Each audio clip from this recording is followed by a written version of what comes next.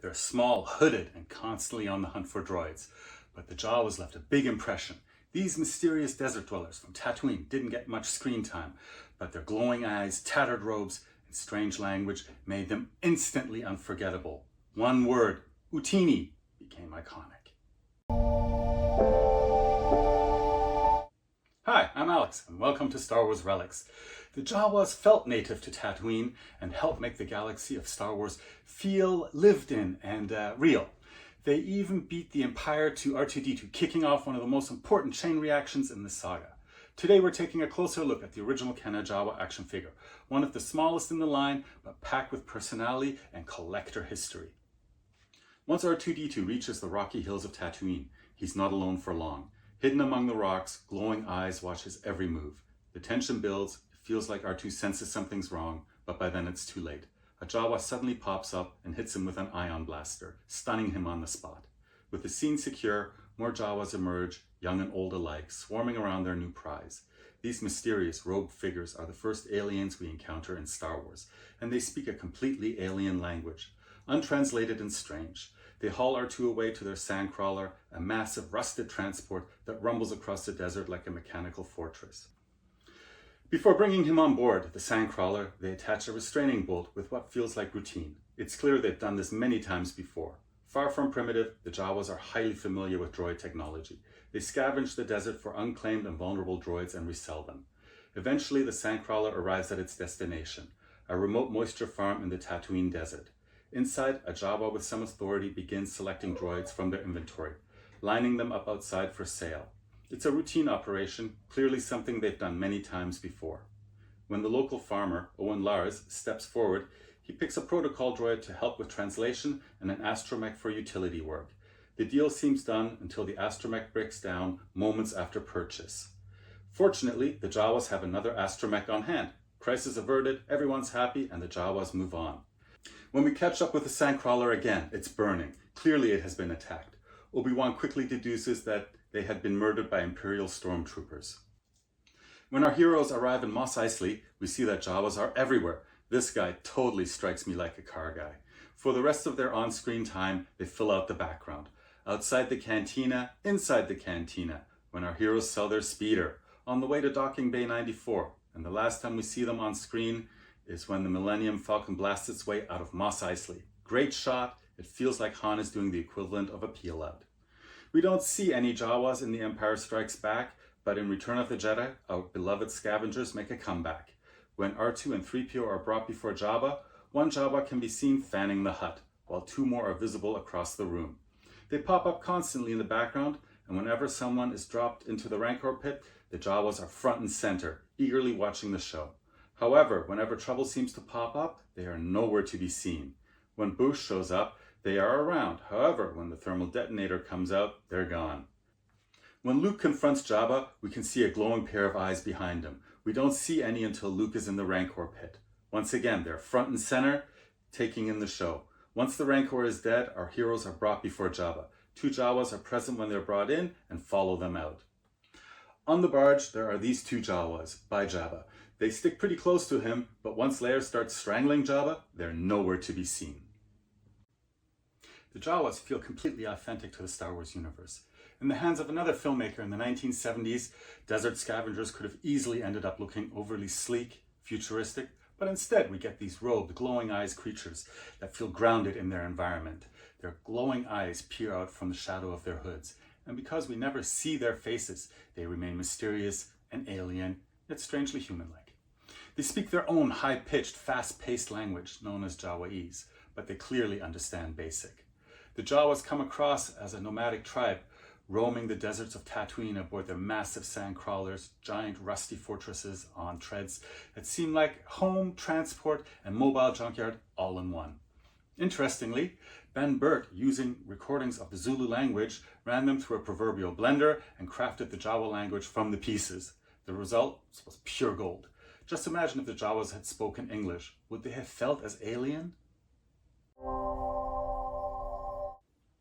The front of the Jawa figure card is a classic. So iconic that Kenna used it from the very beginning of the line in 1978 all the way through to The Power of the Force in 1985. What's brilliant is that while it looks like it was pulled straight from the film, it's actually not a movie still. It's a publicity photo, carefully staged and then heavily retouched. The end result feels like a snapshot right out of the film, even though it technically isn't. And honestly, it might be one of Kenner's best choices in the entire original 20. I love that they were able to resist the temptation to flip it, keeping it in line with the scene from the movie. The shot instantly evokes the moment of surprise in the canyon when R2's stunned by the Jawas with an ion blaster. It's a perfect example of how well Kenner nailed this one, as I could not imagine a more appropriate shot that they could have used. When it came to find a picture of the Trilogo version, I hit a bit of a wall. None of my usual sources had it, but eventually I tracked one down while I was already deep into the editing process. And at first, honestly, I thought I was looking at some mediocre fan art. I kept digging, hoping it was a mistake, but no, this was it. They flipped the image, airbrushed out the best part, the ion blaster, and left this massive black blur taking up a third of the card. I genuinely can't imagine a worse series of decisions. On a side note, I just learned a lot about Trilogo cards, and tracking down decent images of these Trilogo cards might end up being a real challenge going forward. The head is arguably the best part of the sculpt itself. It nails the eerie, faceless presence of the Jawas from A New Hope. The glowing yellow eyes are clearly painted and sit in a pitch black void. No face, no features, just darkness. It's simple but incredibly effective, and it feels true to what we see on screen. The hood color is where things drift a little from film accuracy. Instead of the deep dark brown we associate with the Jawas, Kenner opted for a lighter, almost reddish brown. That's not quite what we see in the movie, but it doesn't detract from the overall sculpt. Proportionally, the head feels spot on. It doesn't look oversized or toyish. It's scaled just right and helps anchor the whole figure visually. For a character design built around mystery, this sculpt really delivers. For such a small figure, the Jawa's costume is actually pretty impressive in terms of screen accuracy. The figure features the familiar crisscross ammo belt pattern across the chest, which matches what we see on screen. The belts were designed to look like they're holding pouches, and while they're simplified on the figure, the detail is enough to make the design instantly recognizable. That said, there is one notable thing missing. The holster from the ion blaster, which should appear on the figure's right side, is missing.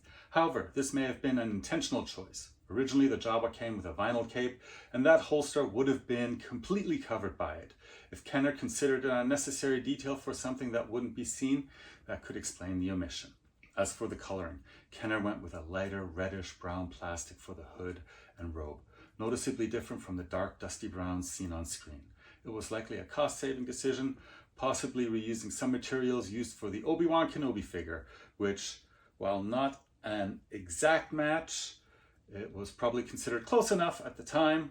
After all, no one at Kenner could have ever imagined that decades later fans would still be studying these figures, analyzing and nitpicking every tiny detail. The Jawa's blaster is easily one of the most screen-accurate weapons in the original 20-figure lineup. It's unmistakable thanks to the distinctive ion blaster barrel design, a shape that doesn't appear on any other weapon in the vintage line. It immediately evokes the moment R2 gets stunned in the canyon, and for longtime collectors, it became one of the most recognizable accessories in the entire series. What is especially commendable is that Kenner resisted the urge to reuse it for other figures. It remained exclusive to the Jawa, which helps maintain its unique identity. Of course, that also means if you lose it, there is only one way to get another, by finding another Jawa. The weapon also feels proportionally accurate to the figure's small stature. It's not oversized or clunky, and it fits naturally in the Jawa's hand. For such a tiny figure, the blaster adds a lot. It completes the character and reinforces just how much thought went into the figure's design. The Jawa's ability to stand earns a rating of just good enough to work. It can stand on its own, but not without some patience. If it could be a problem, it is. One of the main issues is that the front and back halves of the legs don't come together flush, which affects the figure's balance. It tends to be most stable when the arms are raised, shifting the weight slightly forward. And there's also an uneven footing defect. The bottoms of the feet aren't perfectly flat. When you press one foot evenly to the surface, the other lifts slightly, and vice versa. It's a flaw that can make posing the figure a little bit tricky. The saving grace, though, is the Jawa's short stature, which gives it a lower center of gravity. That, combined with the cloth robe, which acts almost like a stabilizing curtain, gives the figure a little extra help in staying upright. It's far from perfect, but for most collectors, it's stable enough to display without a base. The sculptor really nailed the design of the Jawa's weapon arm. The natural bend at the elbow gives the pose a sense of realism. You can actually position the figure so that it looks like it's aiming down the barrel of the ion blaster. It's a subtle touch, but one that adds a surprising amount of character to such a small figure. The hand was clearly designed with a blaster in mind. It grips the weapon securely. You'd have to give the figure a serious shake to get it to let go. In a line where weapon grip often felt like an afterthought, this level of precision really stands out. It's functional, screen appropriate, and honestly, just plain satisfying. Full disclosure, I never had the vinyl cape Jawa growing up. In fact, I didn't even know it existed until sometime in the early 21st century. Like many collectors, I had the cloth robe version, and honestly, I still think it's the better of the two. The vinyl cape does get a few things right. Its thickness feels proportional to the figure's small size, and it fits the aesthetics of the early line, keeping in step with the vinyl cloaked Obi-Wan, Vader, Leia, and Sand People. But that's about where it ends. The color still feels off, leaning towards the reddish brown of Obi-Wan's cape, which supports the theory that Kenner reused materials to cut costs. I've never seen a vinyl cape Jawa in person. I wouldn't know what to look for, and if I ever came across a real one, I doubt I could afford it. Now the cloth robe, that's a different story. The color is much closer to what we see on screen, and it does a great job bulking up the figure, transforming the Jawa from a skinny little figure into something that actually resembles a robed desert scavenger. It even offers a practical bonus. The fabric adds stability, helping the figure stand better despite its uneven footing. In the end, while the vinyl cape Jawa is a fascinating collector's item, the cloth robe version simply feels more complete visually, physically, and screen accurately.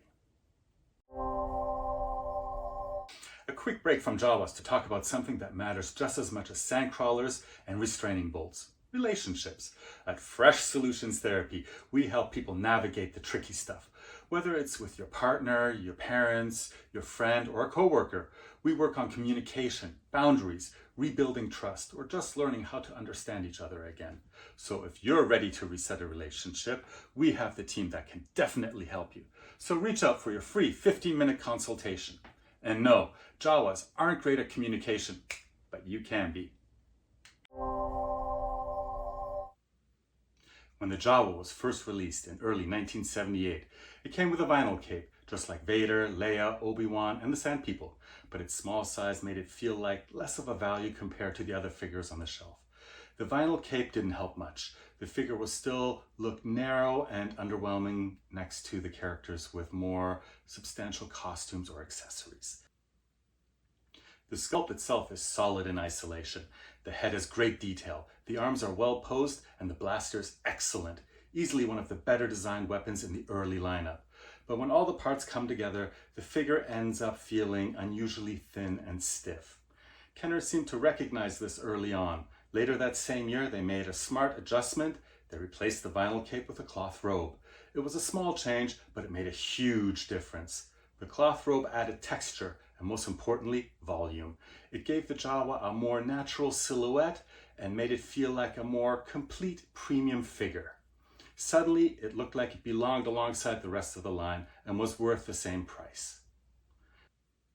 Standing ability could have been a serious problem, but the figure's short stature and the added balance from the cloth robe helped negate those potential issues. What we're left with is a figure that is accurate in height and instantly recognizable. It may look a bit too narrow with the vinyl cape, but with the cloth robe, it looks just right. It's unmistakably a Jawa. The Jawa was one of the first aliens in my Star Wars lineup, and early on they played a much bigger role than they did on screen. With their glowing eyes, cloaks, and mystery, they made great little villains. I had 2 of them, but as my collection grew, the Jawas slowly got pushed to the sidelines. Their small size meant that they were often overlooked when it came to pick figures to play with. Looking at my universe picture, I'm not even sure if both of mine had their blasters, though at the time that probably didn't matter much. Even if they didn't get a lot of play as time went on, the Jawas always felt like an essential part of my collection, and something would have felt off without them. When I started rebuilding my collection, they were one of the earliest figures I got back. Thanks for watching this episode of Star Wars Relics. If you enjoyed it, give it a like, drop a comment to share your Jawa memories, and don't forget to subscribe for more vintage Star Wars figure reviews. Hit the bell so you don't miss the next relic from a galaxy far, far away. I post the thumbnail on the Star Wars Relics Facebook page 24 hours before each episode goes live, so keep an eye out. And hey, if you know your Star Wars, you probably already know who's coming next. Until next time, take care.